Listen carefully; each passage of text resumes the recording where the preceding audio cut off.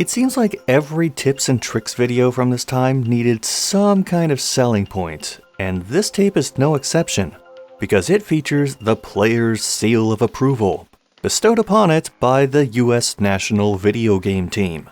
And unlike Skip Rogers' title of World Video Game Champion, this is a thing that actually happened. It was formed without any official certification from any game industry figures as part of the Electronic Circus, a traveling tour of video game specialists founded in 1983, which endured through time, lasting for a grand total of 5 days. Still, Twin Galaxies head Walter Day followed through with the idea and reformed the team, describing it in his book as a, quote, publicity stunt, unquote, to help his struggling arcade. As for who was involved, Day was the captain, and the team included a few decent players, as well as noted Donkey Kong shyster Bill Mitchell. The team traveled around the US posing challenges for players at arcades. Just imagine your friends declaring themselves the US National Watching YouTube Videos All Day team and issuing door-to-door challenges in your neighborhood, and you pretty much get the vibe that this team gave off to most people. They would try to actually live up to the national team moniker and compete against a team from Japan, but nothing ever came from it. That's not to say the team had zero notoriety, as some of the members did have legitimate records in some games, appeared in TV ads for the Atari 7800 console, which I forgot existed, and officiated a makeshift NES competition on a TV show called Incredible Sunday. Some call this a precursor to the much more prominent Nintendo World Championships. Some think that's giving it way too much credit. One thing the team did a lot other than playing video games was starting up game-based publications. One of them not only survived but is still running to this day. Electronic Game Player Magazine, or rather the relaunch of it, called Electronic Gaming Monthly. But before we stray too far from the point of this video, let's get back to what started this tangent, the player's seal of approval. Believe it or not, this gained enough traction to start appearing on the carts and boxes of some NES games, including Lee Trevino's Fighting Golf and the slightly more popular Double Dragon. The US National Video Game revealed their secret tricks, codes, and strategies. The tape advertises becoming Video Invincible for 22 top games, whatever that means. Which is a lie because titles like Rambo, Ikari Warriors, and Indiana Jones, it doesn't say that this is Temple of Doom Indiana Jones, were never top games, at least not on the NES. Now, are these tricks, codes, and strategies legal in official US video game team competition? I guess there's one way to find out.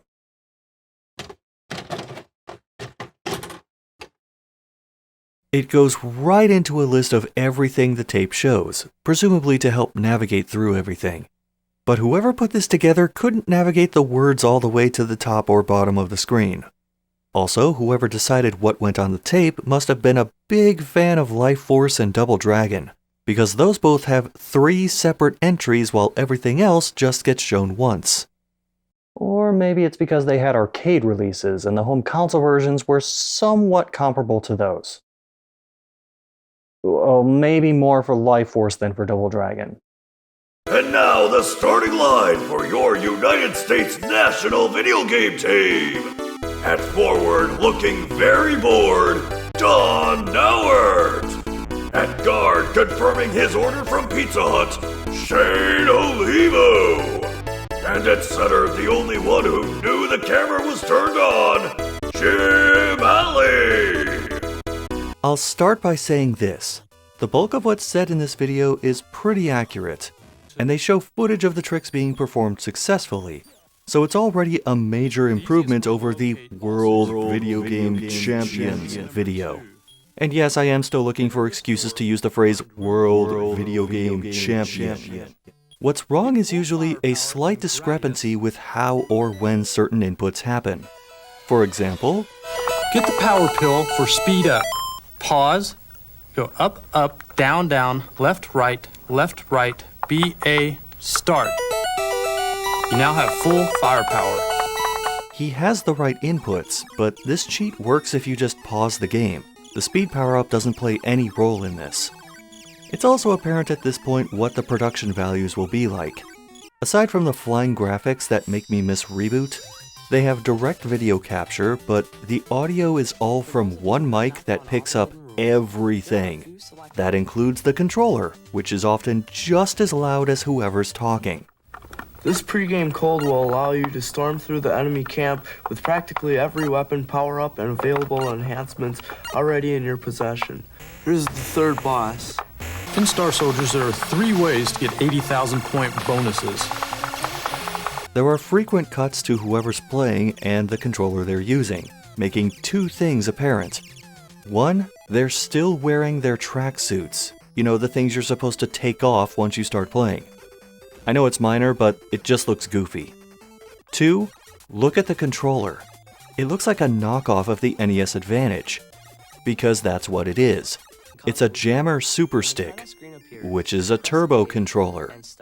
Are turbo controllers legal in national video game competitions? I'm guessing they're using these because they're accustomed to arcade-style controls, but it's very obvious at several points that they have turbo turned on. And by the way, the controllers that are showing up in this video were promoted in ads and articles in EGM, which the team published. The turbo's not the only disingenuous thing going on here. Then he spends another 20 seconds shooting enemies long after his point has been made. This happens several times, unnecessarily long shots after the tip is explained, or not jump cutting as the player waits awkwardly between steps. If they just cut these out, the video would go from about an hour to at least 6 or 7 minutes shorter. It's also apparent that playing and speaking at the same time is not the forte of some of these guys. One way is by locating hidden Z's throughout the ground. Why they didn't just record their narration later to help with that and the annoying controller sounds in the background is a mystery. Hell, there are times where just speaking at all seems to be a problem. To defeat him, first you must dodge the falling bricks. On the map, your location's indicated by the blinking light. Ranking is a very difficult game, but here's a code to make you invincible. So the tip for Ring King is to cheat and make it all but impossible to lose. I'm starting to understand why Japan didn't want to compete against these guys. Double Dragon trick number 1 is definitely a trick, and it's one I never saw in any magazines or codebooks because it's a glitch that doesn't do anything besides waste a barrel. Maybe it's just me, but when I look at the cover of this tape and read about how I'll be video invincible with their help, I expect there to be helpful tricks. The pro strats for this Life Force boss include not getting shot and shooting the boss. I wish I were kidding. To defeat him, first you must dodge the falling bricks. Then you must dodge his bullets and shoot him in the face. Having really strong weapons is also a must, judging by the amount of power-ups his ship has. Iron Tank's tip is a password. Can you imagine what competitions with these guys look like, where passwords, invincibility cheats, and turbo controllers are all legal? But it's listed as a power-up password, while the video shows a level skip password. They get the Konami code right for Contra, but the timing for it is wrong. Contra, before the music starts, put in this code. Up. Just do it at the title screen, dude. There's no need to speedrun the cheat. And they included an absurd amount of the first level, but didn't cut away until the dude lost a life. The one Blaster Master tip is for defeating the third boss in the game. I'm not criticizing the execution of this, but the idea behind the advertising for this video was to become video invincible in 22 games. And for one of them, all they do is explain how one boss can be beaten. Flying Dragon includes a full minute of casually playing a level before finally saying what the level skip password is, followed by over 30 more seconds showing the level he skips to. After over a minute of Adventure Island footage, To continue in Adventure Island, you must obtain the Hudson B. and another 25 seconds and a weird camera angle later, And here is the B.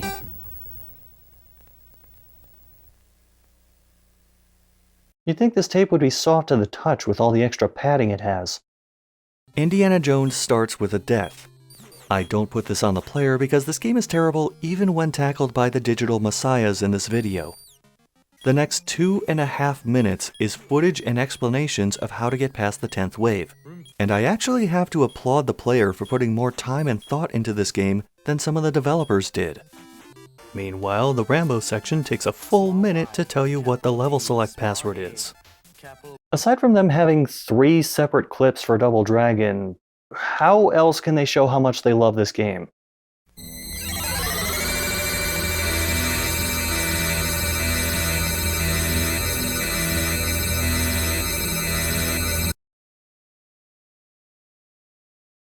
That's more of a Kunio-kun thing, but sure. Let's go with this. How do you feel about this particular screen? I for one enjoy it, but not so much that I wanted to stare at it for over 3 minutes. In fact, this tip goes through the whole final level and is over 11 minutes long. You could argue he's showing off the strategies for how to get through the final level, but either way, that means over 1/5 of this tape featuring 22 games is solely dedicated to Double Dragon. And to top it off, the guy barely says anything the entire time. Not to get ahead of myself too much, but the final Double Dragon clip they show on this video is kind of like the first one, where it's just a glitch that doesn't really help you. So despite all the time Double Dragon takes up on this VHS, you're only going to be helped by it if you got to the last mission and got stuck. For those of you who have not found all the hidden rooms, here are a few selected hidden rooms.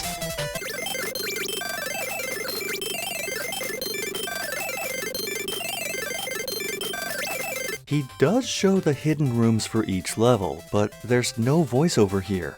And while for some it's obvious what happens, other times he just seems to attack the air a few times and get teleported, so I have no idea what's going on. Also, this is the one and only time they talk about hidden rooms on the entire VHS. You know, that thing that they advertised on the front and back of the box? This is followed by showing the 30 lives trick for Life Force. Yes, the same trick they showed for Contra is getting shown again. Metal Gear's tips are just 2 passwords, one for weapons and items, and one that skips to the ending and credits. This is neither a tip nor a strategy, and at this point it barely counts as a code. At least he didn't read the 25-character password out loud. ZZZGUOOOU. Never mind. This is also around when the video quality takes a bit of a dive, as they go from direct video capture to zooming in on the display. The last Life Force bit about the final boss is actually okay, except for this moment. But the action is not over.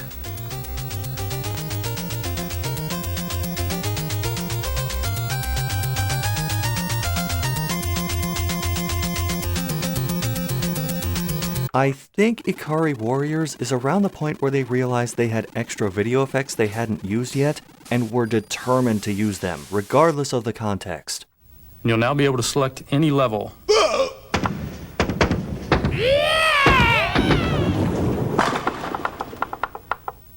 It's also amusing to see the player skip to a later level and get bodied almost immediately. I don't blame him though, NES Ikari Warriors is garbage. The Adventures of Lolo section isn't a tip, a code, or a strategy. It's just one of the guys playing the game's first few levels and not saying anything for over 2.5 minutes.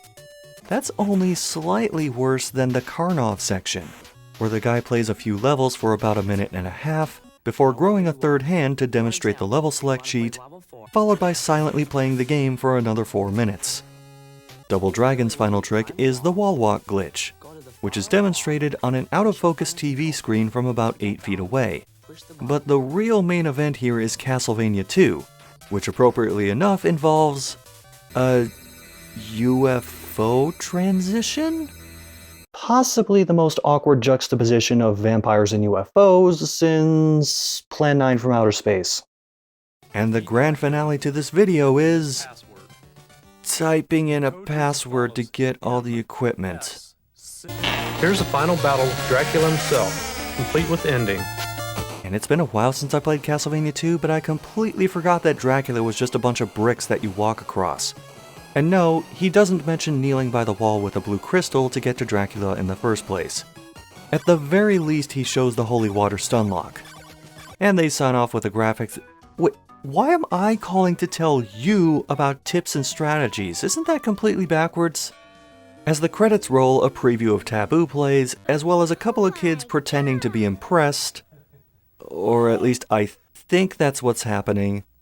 A tip on how to ruin your score by messing with the cartridge. Once you get to that point, you want to push down. If you've done it correctly, you'll see that your score has been messed up. And blatant evidence that they aren't really playing these games. This isn't right, because I just gotta, Don, I didn't go all the way up the wall. So I can't say disappearing. I didn't go all the way up and... The devil's in the details, everyone. I only said that there were tricks performed successfully. I never specified that they were the ones who did them. I'll start by saying it again, but this is better than the How to Score More Points video. However, the problem with videos like these is this. How many people do you know who own and want tips for all 22 of these games? You'd be better off calling a hotline than playing VHS roulette and hoping they talk about exactly what you hope they do.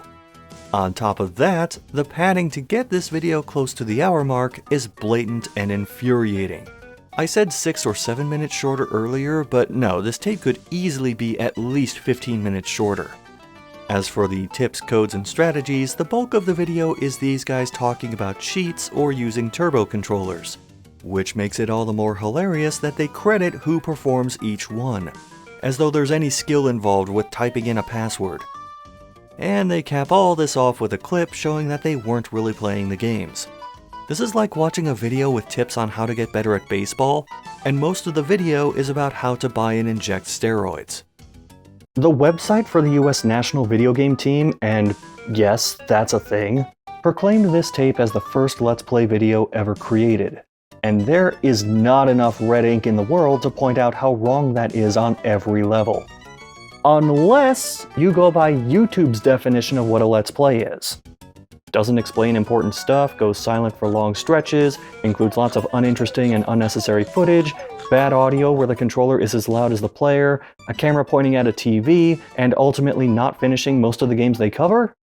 If we're going by that definition, sure, just add a couple of jokes that will age terribly in 2 or 3 years, and I'll have no problem with them calling this the first YouTube Let's Play.